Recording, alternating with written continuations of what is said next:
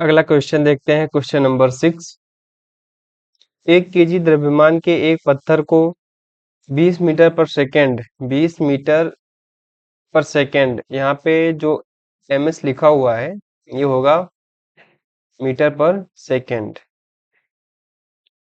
Metre per second के वेग से झील की जमी हुई सतह पर फेंका जाता है।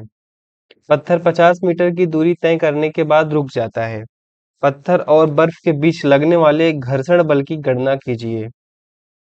इंग्लिश में लिखा हुआ है, a stone of 1 kg is thrown with a velocity of 20 metre per second across the frozen surface of a lake and comes to rest after the traveling a distance of 50 meter. What is the force of friction between the stone and the ice? तो question ध्यान से एक दो बार पढ़ेंगे तो क्या करना है, क्या क्या दिया हुआ है, ये सब हमें समझ में आ जाता है। तो इसको सॉल्व करते हैं, इसका सॉल्यूशन देखते हैं।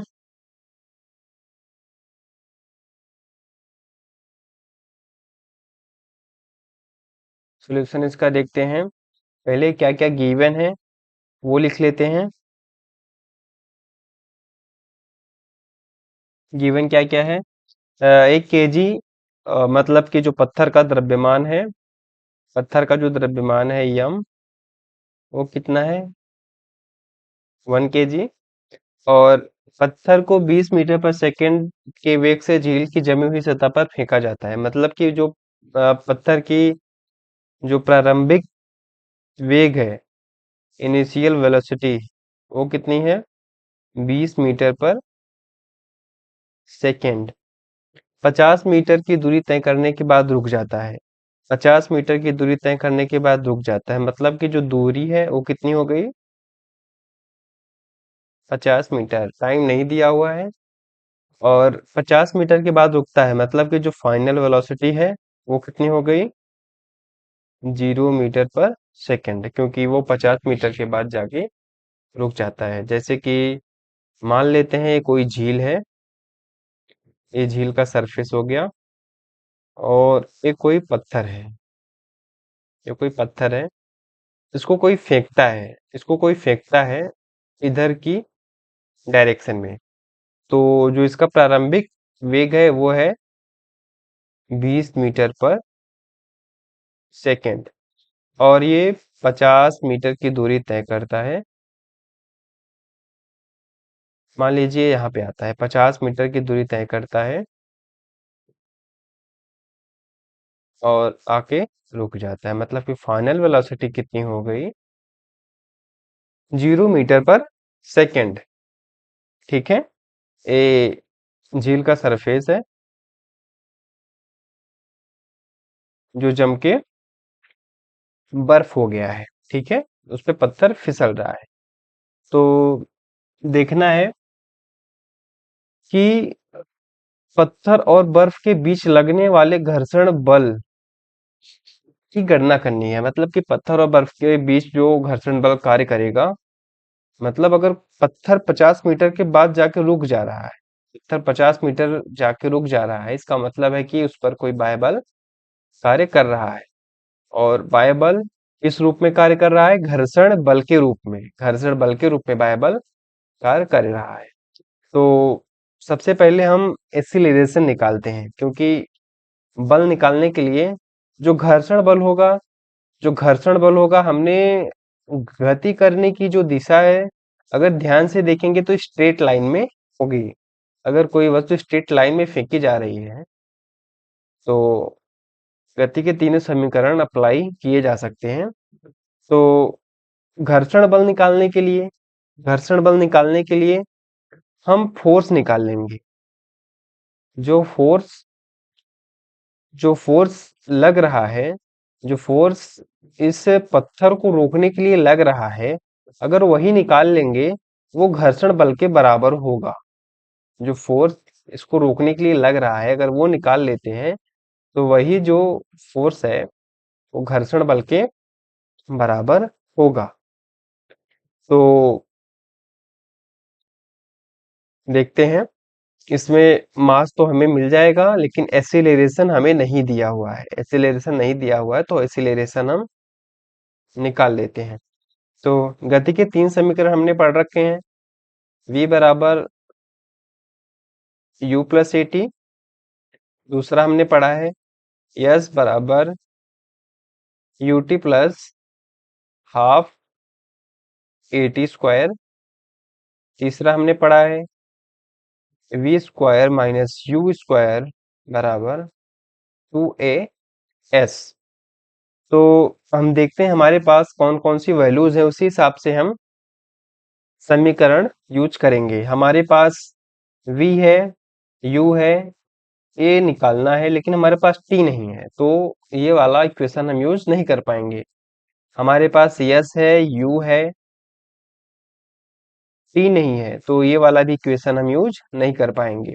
हमारे पास v है, u है, a निकालना है और s भी है। इसमें देखेंगे तो हमारे पास केवल एक ही चीज है एक्सीलरेशन, जो कि नहीं है, बाकी सारी चीजें हैं, तो हम यहाँ से a निकाल सकते हैं।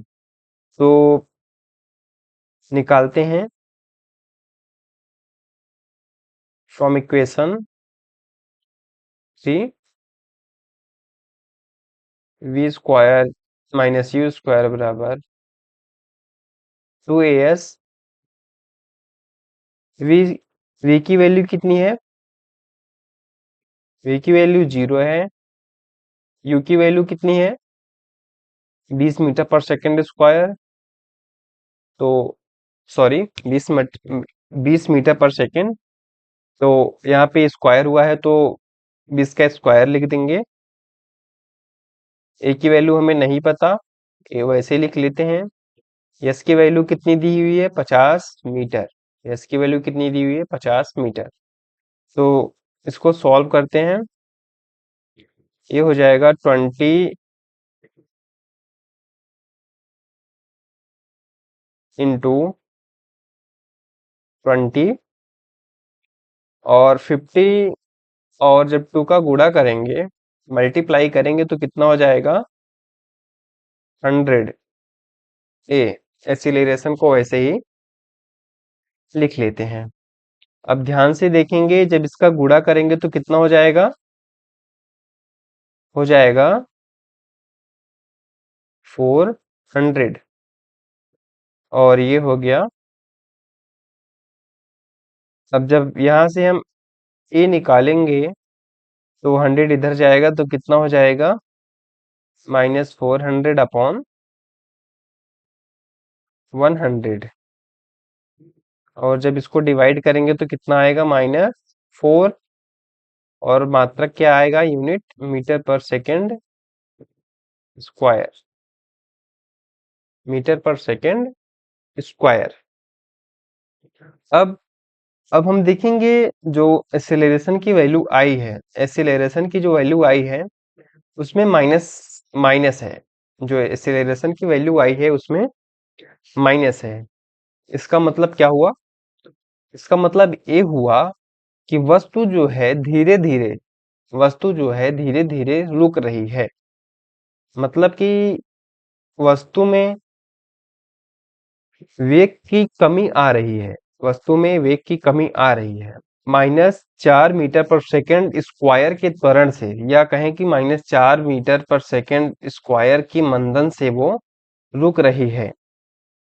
इसीलिए जो एक्सीलरेशन की वैल्यू आई है वो निगेटिव में है। तो एक्सीलरेशन हमने निकाल लिया है। अब फोर्स निकालते हैं। देखते हैं कि बल, जो घर्षण बल है, इस फॉर्मूले से निकालते हैं घर्षण बल कितना लग रहा है। ए की वैल्यू हमने क्या निकाली थी? ए की वैल्यू हमने निकाली थी -4 मीटर पर सेकंड स्क्वायर। तो अब घर्षण बल निकालते हैं। घर्षण बल कितना आएगा? F इक्वल टू, एम की वैल्यू हमें पता है 1 kg, और ए की वैल्यू -4। तो जो घर्षण बल आया है वो -4 न्यूटन आया है। मतलब कि the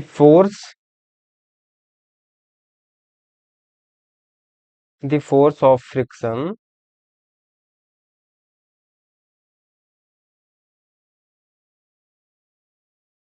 between the stone and the ice, ice बोल सकते हैं या फिर surface of frozen lake is -4 Newton. ठीक है, अब -4 न्यूटन है, इसका मतलब क्या है?